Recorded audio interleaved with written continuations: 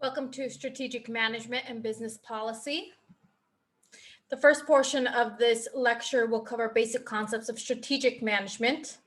By the end of this, you should be able to discuss the benefits of strategic management, explain how globalization, innovation, environmental sustainability influence strategic management, as well as to discuss the differences between the theories of organizations and to describe the basic model of strategic management and its components.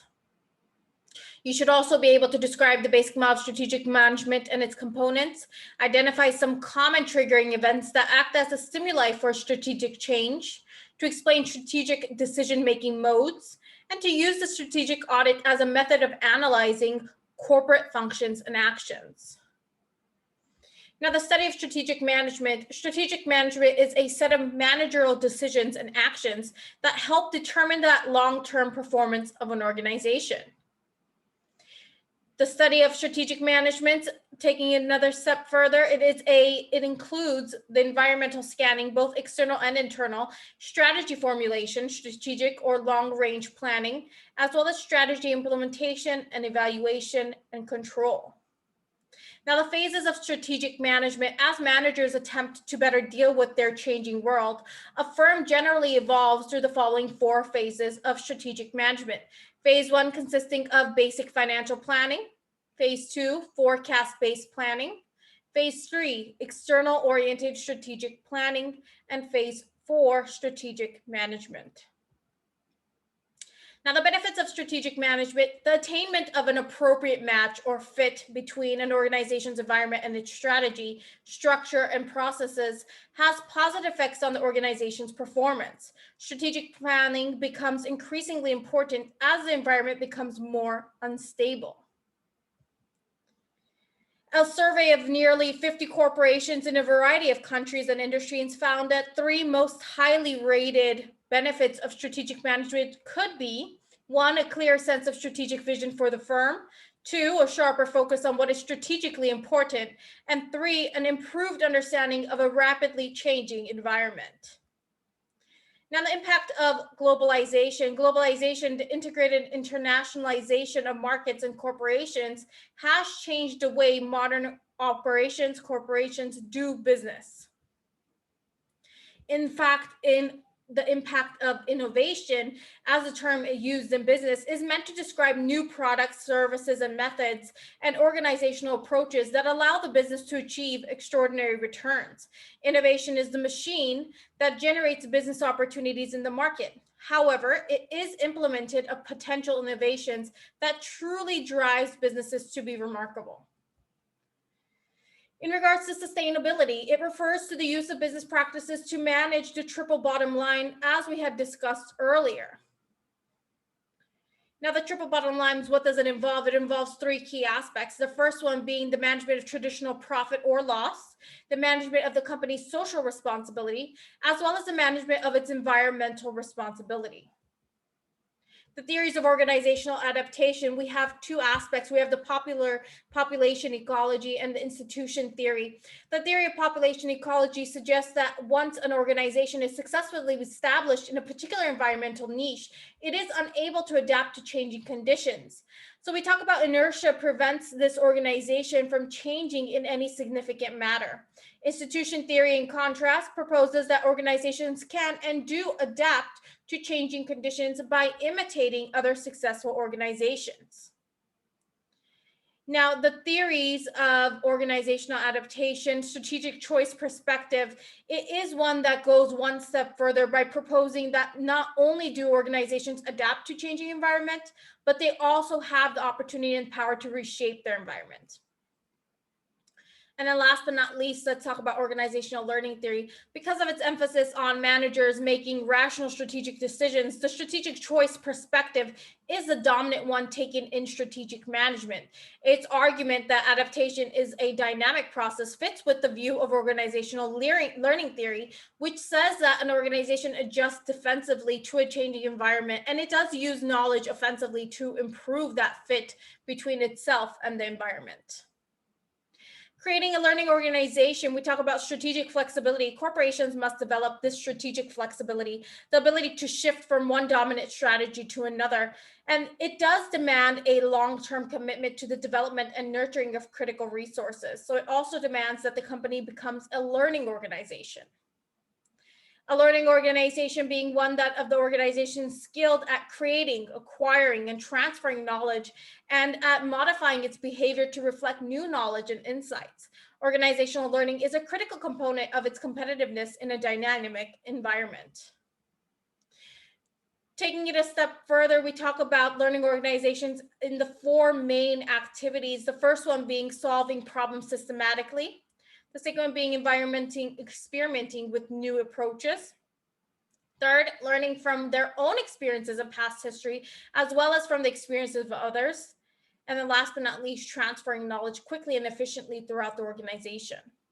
Now, the basic model of strategic management, we have different aspects. We talk about the strategic management, which consists of four basic elements. The first one being the environmental scanning, then strategy formation, then strategy implementation, and then evaluation and control. This is a chart figure listed out for you of those four basic elements of strategic management interaction. Now here's another figure for you. It expands each of these elements and serves as a model here. This model is both rational and prescriptive. So if you can zoom in and pause the video to read through, you can see the environmental scanning, strategy formation, implementation, evaluation, control, each broken down. Now, the basic management of model of strategic management, we talk about environmental scanning. It is that monitoring, evaluating, and disseminating of information from the external and internal environments to keep people with the corporation. Its purpose is to identify strategic factors, those external and internal elements that will assist in the analysis and deciding the strategic decisions of the corporation.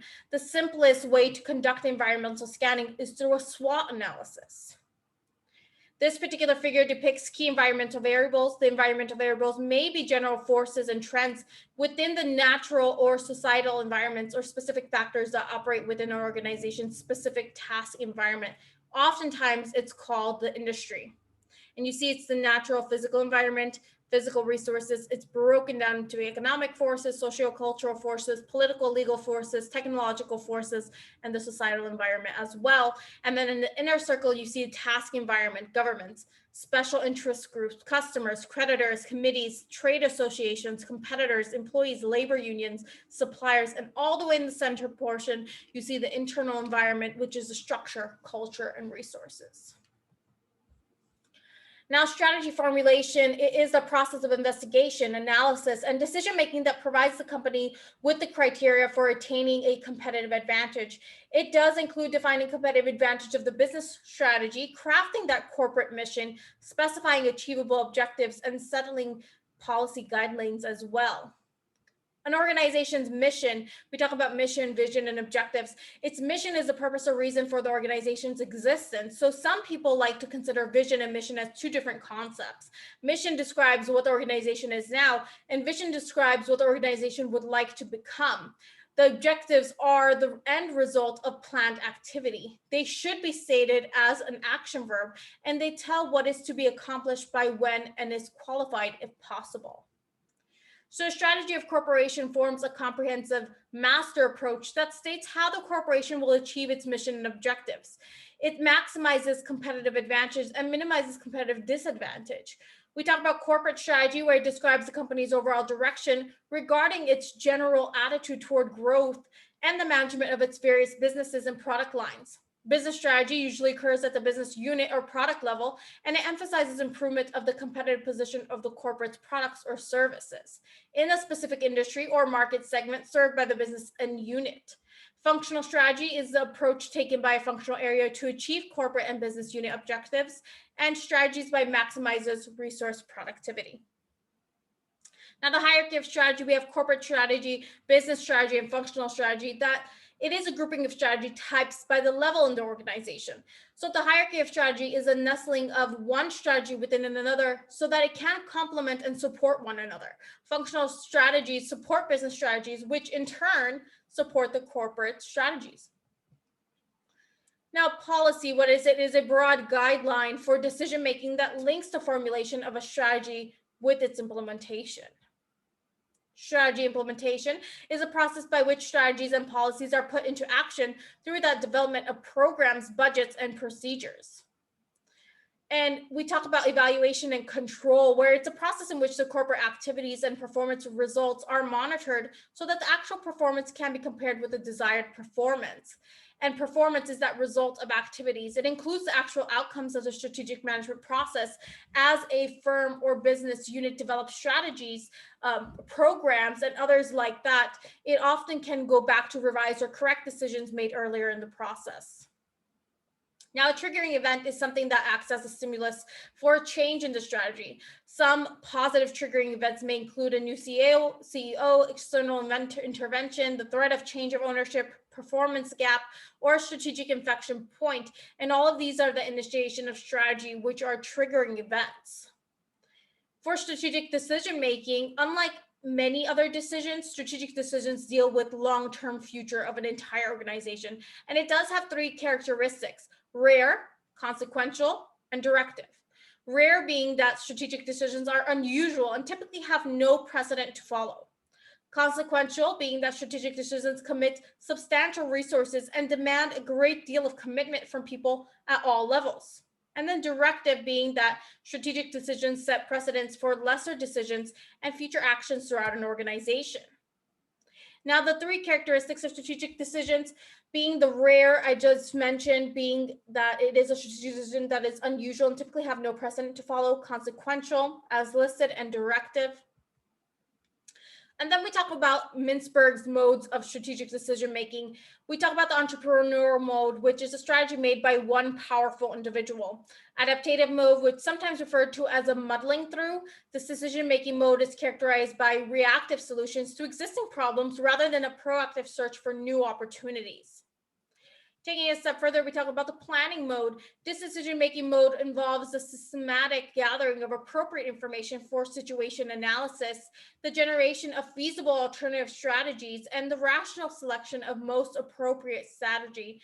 Logical incrementalism being that the fourth decision-making mode can be viewed as a synthesis of planning, adaptive, and to a lesser extent, the entrepreneurial mode as well.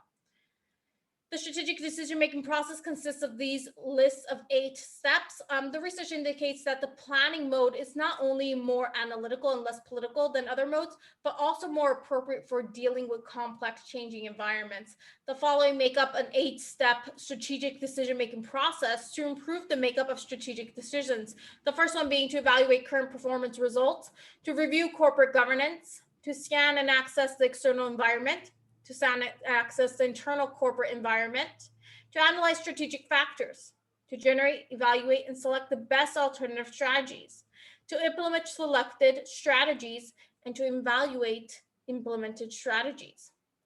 This figure illustrates an 8-step strategic decision-making process to improve the making of a strategic decision. So you see all the way from 1A to B to 2 to 3A, 3B, or you can go to 4A, 4B, and then both go into 5. And then 5 going to 6, 7, and 8, all throughout listed.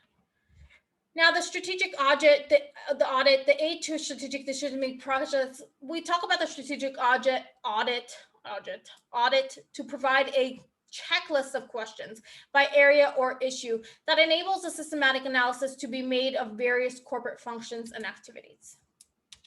Now, the next portion of our course will be the corporate governance aspect. By the end of this, you'll be able to describe the role and responsibilities of the board of directors in a corporate governance, to explain how the composition of a board can affect its operation, to describe the impact of the Sarbanes-Oxley Act on corporate governance in the US, to discuss trends in corporate governance, and to explain how executive leadership is an important part of strategic management. Now, the role of the board of directors, we talk about a corporation. It is a mechanism established to allow different parties to contribute capital, expertise, and labor for their mutual benefit. The board of directors, therefore, has an obligation to improve or approve all decisions that might affect that long-term performance of the corporation. This means that the corporation is fundamentally governed by the board of directors, overseeing top management with the concurrence of shareholders. The term corporate governance refers to a relationship among three groups. We talked the board of directors, top management, and shareholders in determining the direction and performance of the corporation. Now, the responsibilities of the board. An article by Spencer Stewart, written by an international team of contributors, suggests the following 5 board of director responsibilities.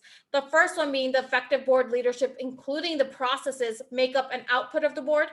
Second one being the strategy of the organization. Third, the risk versus the initiative and the overall risk profile of the organization. The fourth being succession planning for the board and top management team. And number 5, sustainability.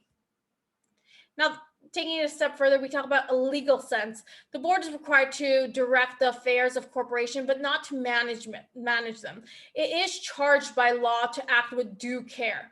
If a director or the board as a whole fails to act with due care, and as a result, the corporation is some way harmed, the careless director or directors can be held personally liable for that harm done. Now, the role of the board in strategic management, it does carry out 3 basic tasks: monitor, evaluate influence, and initiate and determine. So for monitoring, it does by acting through its committees. A board can keep abreast of developments inside and outside the corporation, bringing to management attention developments it may be overlooked. A board should, at the minimum, carry out this task. Now, to evaluate and influence, board can examine management proposals, decisions, and actions, agree or disagree with them, give advice and offer suggestions, and outline alternatives as well. More active boards perform this task in addition to monitoring. And then lastly, that initiate and determine. A board can delineate or corporation mission and specify strategic options to its management. So only the most active boards take on this task in addition to the 2 previous ones as well. This particular figure is the board of directors continuum that shows the possible degree of involvement from low to high in the strategic management process. Boards can range from phantom boards with no real involvement to the catalyst boards with very high degree of involvement. So you see phantom to catalyst, rubber stamping between minimal review, nominal participation, and active participation. For phantom, it never knows what to do, if anything, no degree of involvement. For rubber stamp, it permits officers to make its all decisions. It votes as the officers recommended on action issues. For minimal review, it formally reviews selected issues that officers bring to their attention. Nominal participation, it's involved to a limited degree in the performance of a review of selected key decisions, indicators, or programs of management. Active participation, it does approve questions and makes that final decisions on the mission, strategy, policies, and objectives. It has active board committees. It performs fiscal and management audits. And if we're a catalyst, it does take the leading role in establishing and modifying the mission, objectives, strategy, and policies. It has a very active strategy committee. Now, the board of directors composition, it does have inside directors, sometimes called management directors. They are typically officers or executives employed by the corporation, and outside directors, sometimes called non-management dictators or directors, may be executives of other firms, but not only employees of directors board. Now, the board of directors composition in the agency theory, it does state that the problems arise in corporations because the agents, the top management, are not willing to bear responsibility for their decisions unless they own a substantial amount of stock in the corporation. And stewardship theory proposes that because of their long tenure with the corporation, insiders, those senior executives, tend to identify with the corporation and its success. And then the affiliated directors who, though not employed by the corporation, they handle the legal or insurance work of the company or are important suppliers and thus dependent on the current management for a key part of their business.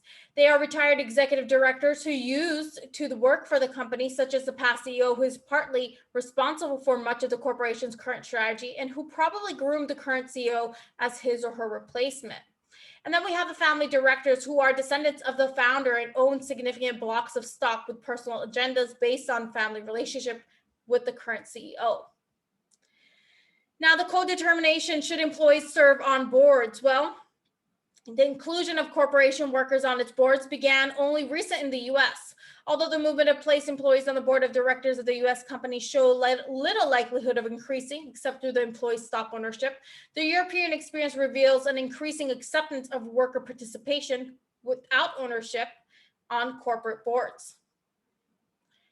Now, a direct interlocking directorate, it does occur when two firms share a director, or when an executive of one firm sits on the board of a second firm. So an indirect interlock directorate occurs when two corporations have directors who also serve on the board of a third firm, such as a bank.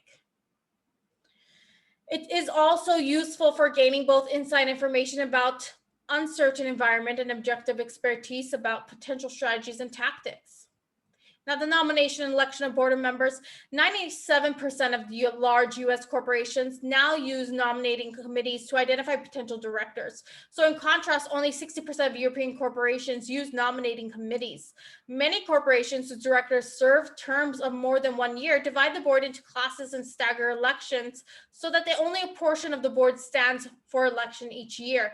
This is called a staggered board. Now, a survey of directors of U.S. corporations revealed the following as the mainstream individuals serve on a board. Interested in business at about 79%, make a difference 65%, stay active in business community 50%, recruited by a friend or board 25%, compensation 14%, networking opportunities 11%, Nori or prestige 9%, and recruited by a friend not on board 4%. Now, the organization of the board, the size of the board in the US is determined by the corporation's charter and by its laws in compliance with state laws. Although some states require a minimum number of board members, most corporations have quite a bit of discretion in determining board size.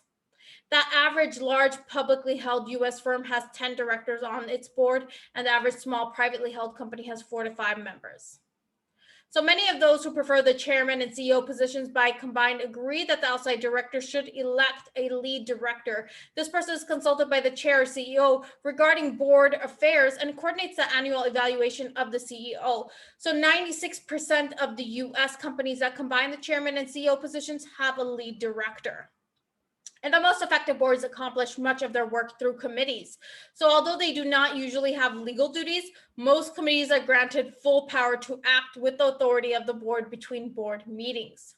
Now, the impact of the Sarbanes-Oxley Act of the U.S. corporate governance. Well, we talk about in response to many corporate scandals it has uncovered since 2000. The U.S. Congress passed this act in June 2002. This act was designed to protect shareholders from the excesses and failed oversight that characterized criminal activities at Enron, Tyco, WorldCom, Adelphia Communications, Quest, and Global Crossing, among other prominent firms. It includes whistleblower procedures. Both the CEO and CFO must certify the corporation's financial information, and the act bans auditors from providing both external and internal audit services of the same company.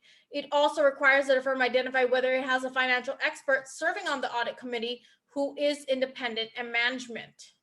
Now, evaluating governance, the S&P Corporate Governance Scoring System researches 4 major issues.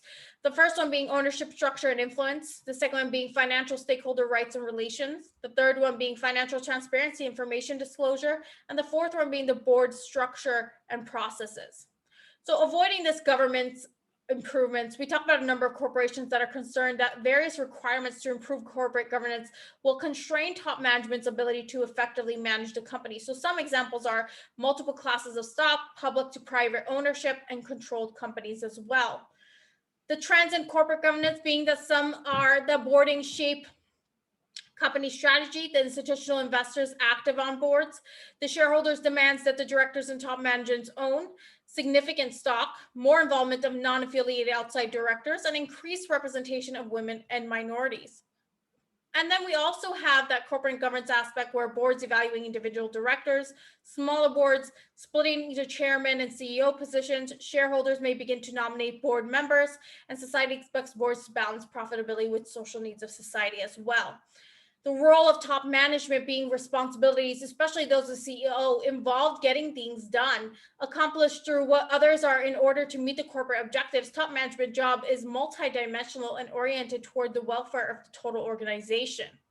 Now, the executive leadership and strategic vision, it is directing the activities toward accomplishment of corporate objectives. Executive leadership is important because it does set the tone for the entire corporation. Strategic vision is a description of what the company is capable of becoming. So successful CEOs are noted for having a clear strategic vision, a strong passion for their company, and an ability to communicate with others as well. They have many of the characteristics of transformational leaders. That is, that leaders who provide change and movement in an organization by providing a vision for that particular change. Many transformation leaders have been able to command respect and executive effective strategy formulation and implementation because they have exhibited three key characteristics. One, it articulates a strategic vision for the corporation. Two, it presents a role for others to identify with and to follow. Three, it communicates high performance standards and it allows shows some form of confidence in the followers' abilities to meet these standards.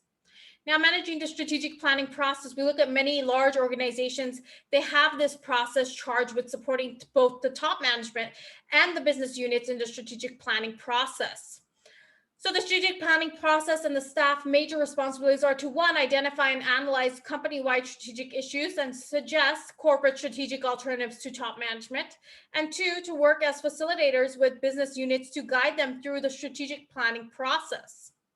Now, the third and final portion of this lecture is the social responsibility and ethics in strategic management. By the end of this, you should be able to discuss the relationship between social responsibility of corporate performance, explain the concept of sustainability, conduct a stakeholder analysis, explain why people may act unethically, and to describe different ways of ethics according to the utilitarian, individual rights, and justice approaches. So social responsibilities of strategic decision makers, the concept of social responsibility proposes that a private corporation has responsibilities to society that extends beyond making a profit.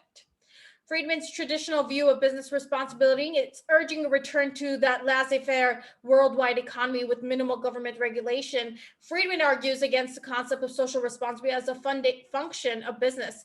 He thus referred to the social responsibility of a business as a fundamentally subversive doctrine and stated that there is one and only one social responsibility for business: to use its resources and engage in activities designed to increase its profits, so long as it stays within the rules of the game, which is to say it engages in open and free competition without deception or fraud. Now, Carroll's four responsibilities of business, we look at the economic responsibilities of business for the organization's management. They're due to produce goods and services of value to society so that the firm can repay its creditors and increase the wealth of its shareholders. The legal responsibilities are defined by governments in law that the management is expected to obey. For instance, US business firms are required to hire and promote people based on their credentials rather to discriminate on non-job related characteristics such as race, gender, or religion. And then we have the ethical responsibility of an organization management. They are to follow generally held beliefs about behaviors in society. And then lastly, we have the discretionary responsibilities. They are purely voluntary and obligations as a corporation assumes. Now, the responsibilities of business, here's a figure for you proposed of the manager's business organization having the four responsibilities: economic, legal, ethical, and discretionary as well. Now, taking it a step further, we look at the responsibility of a business firm. Being known as socially responsible firm may provide a company with social capital, the goodwill of key stakeholders that can be used for competitive advantage. So a survey of more than 700 global companies by the Conference Board reported that 60% of managers state that the citizenship activities have held and led to, one, goodwill that opened the doors in local communities, and two, an enhanced reputation with consumers. Other examples of benefits include and receive from socially responsible are their environmental concerns may enable them to charge premium prices and gain brand loyalty. Their trustworthiness must help to generate enduring relationship with suppliers and distributors without requiring them to spend a lot of time and money policy and contracts. And they can attract outstanding employees who prefer working for a responsible firm. So they are likely to be welcome to a foreign country, and they can utilize that goodwill of public officials for support in difficult times. The characteristics of sustainability, focusing on more than just the ecological concerns and the natural environment. Crane and Maton point out the concept of sustainability should be broadened by including economic and social as well as environmental concerns. So corporation stakeholders, It does task environment include a large number of groups with interests in a business organization activities. So these groups are referred to as stakeholders because they can affect or have been affected by achievement of the firm's objectives. Which group's interests should have priority? Well, to answer this question, the corporation may need to craft an enterprise strategy, which is an overarching strategy explicitly articulating the firm's ethical relationship with its stakeholders. The stakeholder analysis, it is the identification and evaluation of corporate stakeholders. This can be done in a three-step process. The first step in the stakeholder analysis is to identify primary stakeholders, those who have a direct connection with the corporation and who have sufficient bargaining power to directly affect corporate activities. The primary stakeholders include customers, employees, suppliers, stakeholders, shareholders, creditors. And the second step being that the shareholder analysis is to identify the secondary stakeholders, those who have only an indirect stake in the corporation, but who are also affected by corporate activities. So these usually include that non-governmental organizations, activists, local communities, trade associations, competitors, as well as the government. And then lastly, the third step is the stakeholder analysis, is to estimate the effect on each stakeholder group from any particular strategic decision. So once a stakeholder impact has been identified, managers should decide whether the stakeholder input should be invited into the discussion of the strategic alternative. And a group is more likely to accept or even help implement the decision if he has some input of the alternative chosen and how it should be implemented. So some of the 4 unethical behaviors are: 1, unaware that the behavior is questionable; 2, the lack of standards of conduct; 3, different cultural norms and values; 4, behavior-based or relationship-based governance systems; and then the different values between business people and stakeholders. We talk about moral relativism. So it claims that morality is about some personal, social, or cultural standard, and that there's no method for deciding whether one decision is better than another. And then at one time or another, most managers have probably used one of these 4 types of moral relativism. We look at naive, role, social group, or cultural to justify questionable behavior. That relativism is based on the belief that moral decisions are deeply personal and that the individuals have the right to run for their lives. And the role relativism is based on the belief that the social roles carry with them certain obligations to that particular role. Whereas the social group relativism is based on the belief that morality is simply a matter of following the norms of an individual's peer group, and cultural relativism is based on the belief that morality is relative to a popular or particular culture, society, or community. So then we have Kohlberg's level of moral development. We have the pre-conventional, conventional, and the principled level. The pre-conventional is characterized by concern for self. Conventional is characterized by consideration of society's laws and norms. And the principled level is characterized by a person's adherence to an internal moral code. Now, the Code of Ethics specifies how an organization expects its employees to behave while on the job, and it does have 2 key aspects. It clarifies company expectations of employee conduct in various situations, and it makes clear the company expects of its people to recognize ethical dimensions in decisions and actions.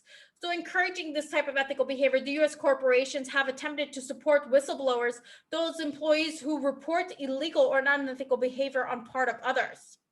Ethics is defined as the consensual accepted standards of behavior for an occupation, trade, or profession. And morality, in contrast, constitutes one's rule of personal behavior based on its religious or philosophical grounds. So law refers to that formal code that is permitted or forbids certain behaviors and may or may not enforce ethics or morality. Now, the utilitarian approach proposes actions and plans should be judged by the consequences, and the individual rights approach proposes human beings have certain fundamental rights that should be respected in all decision as well. And the justice approach, it proposes that decision makers be equivalent, fair, and impartial to the distribution of costs and benefits of individuals and groups. Now, Kavanaugh's questions to solve ethical questions, we have utility. Does it optimize the satisfaction of all stakeholders? Rights, does it respect the rights of all individuals involved?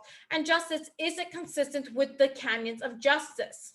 Kant presents 2 principles with this, the categorical imperatives, to guide our actions.